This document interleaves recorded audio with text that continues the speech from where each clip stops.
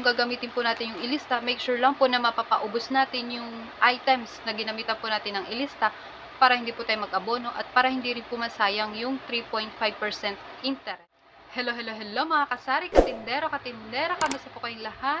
Ito muli Jennifer Mihian, tindera ng bayan. Ayan, bakit nga po ba hindi ko ginagamit yung ilista bilang payment po sa aking mga paninda kapag ako'y umorder sa grocery, no? Bakit hindi ko ginagamit yung ilista? No? So, bago ko po sagutin yan, ano nga ba ang ilista?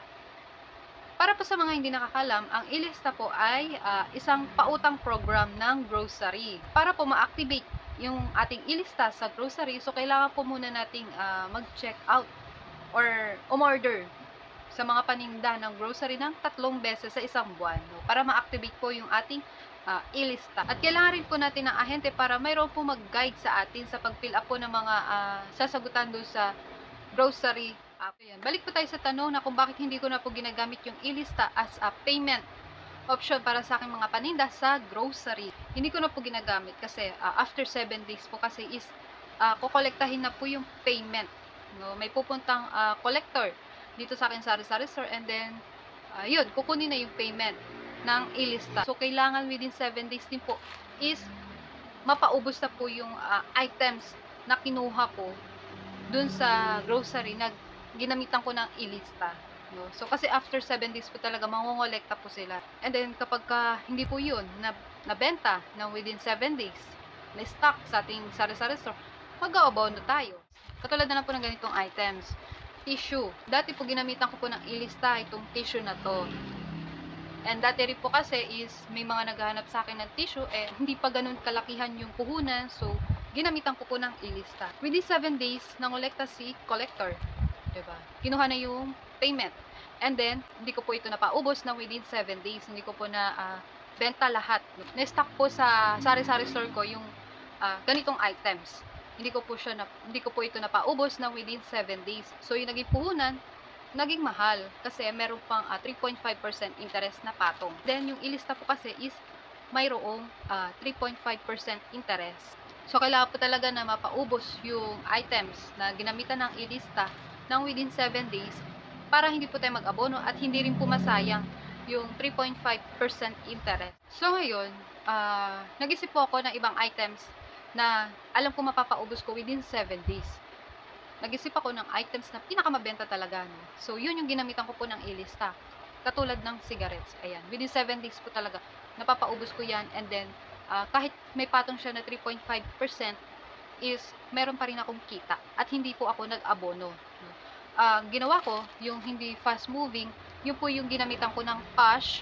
And then, yung fast moving, yun po yung ginamitan ko ng ilista. Kasi yun po yung sigurado ko na mapapaubos ko within 7 days. Kahit mayroon na po siyang 3.5% interest, at least kumita na at pwede ko pa ulit maibili ng panibagong items yung mga na sold out na. Kasi yung cigarettes po is talagang mabenta po. No? At yung kinukuha ko lang po ng quantity is yung alam ko mapapaubos ko na within 7 days. Hindi po ko kumukuha ng sobra-sobrang dami. Yung alam ko magi-stock lang din naman sa sari-sari store ko at hindi ko mapapaubos ng within 7 days. So, hindi ko po yun ginagawa. Ang ginagawa ko po, kumukuha lang ako ng saktong quantity para mapaubos ko siya within 7 days at hindi ako mag-abono. Ganun po yung proseso ng ilista para sa grocery apps. And then, katagalan, nagkaroon na rin po ako ng ahente ng mga cigarettes, yung Mikey, Marlboro, ayan, nagdadaanan na po sila dito sa sari-sari store ko. And then, kapag meron po tayong ahente ng mga sigarilyo, is pwede rin po tayo magkaroon ng credit sa kanila with 0% interest. So, yan. So, alin po yung mas pipiliin natin sa may 0% interest o yung sa may 3.5% interest, diba? Dito na tayo sa 0% interest. Kaya, anong nangyari, yun, ginagamit ko na po yung credit ko dun sa mga ahente ng sigarilyo, in-stop ko na po yung ilista ko sa mga paninda sa sigarilyo. So, yung una, ginamit ko po yung ilista sa mga non-fast moving items. So, hindi po pala ganun dapat. No? So, pinalitan ko po siya, inilipat ko po sa mga fast moving items. And then, nagkaroon ako ng ahente ng sigarilyo.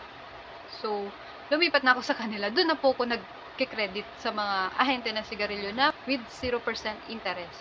No? So, bumabalik po sila dito sa sari-sari store ko within 2 weeks sa mga ahente ng sigarilyo. So, ayun, timbangin natin kung sino ba, kung saan ba tayo kukuha, no? Ayun, sa kabila is, ayun nga po, 3.5% interest na within 7 days.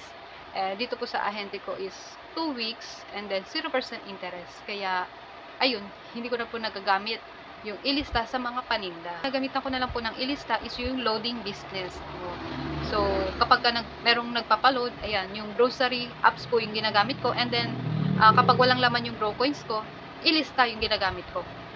Pabor na po sa akin yun kasi wala pong interest kapag load yung ginamit sa ilista. Wala po silang patong na interest. Within 7 days pa rin sila kinukuha yung bayad, yung payment ng ilista kahit sa loading. So, wala pong patong yung load kapag ilista yung ginamit. Ang kinaganda lang din po doon is mayroon pa pong points, no? Although medyo mababa, pero okay na din. At least walang patong na interest, 'di ba? Mas malaki naman po yung magiging points kung GrowCoins po yung ginamit natin kapag tayo po yung nagpa-load. So, yun po yung dahilan kung bakit hindi ko na po ginagamit yung ilista kapag ako yung nag-check out ng mga paninda. Lagi na lang pong cash on delivery yung pinipili ko pong option as payment. Hindi ko na po ginagamit yung ilista dahil yun, may sapat na rin naman na pondo, na puhunan para sa mga paninda. Kaya ganun. So, pero pwede nyo pa rin pong gamitin yung ilista ninyo, no? Kung short po kayo sa budget, and then mabenta po yung mga items na binibili nyo, go for ilista. Kasi, kahit mayroon man pong interest, mapapaubos nyo yung paninda nyo, yung items na kinuha nyo, no?